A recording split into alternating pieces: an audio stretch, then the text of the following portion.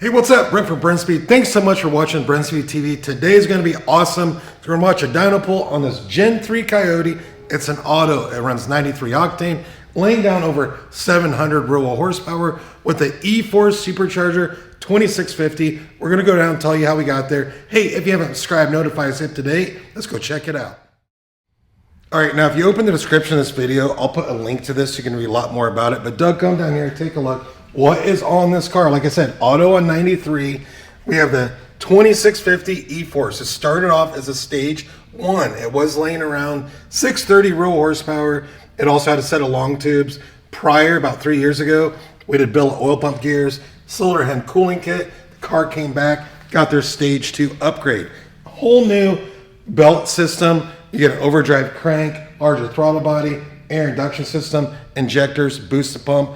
Brings up to about 13 PSI. Check out this dyno pull.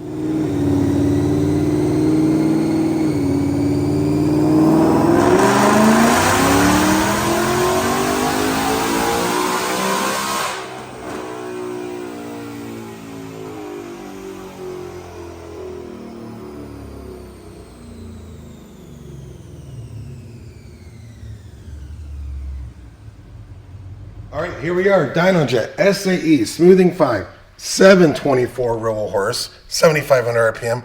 Torque comes in 563 at 5,500. Nice combo. So this is the Eforce 2650 Stage 2 kit. We do have a custom tune on it. 93 octane, long tube headers, oil pump gears, cylinder head cooling kit. I'll put links to all those parts in the description so you can read a lot more about it. Hey, we're in Indiana. You wonder what something like this costs to get installed? Simply email quote@brentspeed.com. Thanks so much for watching.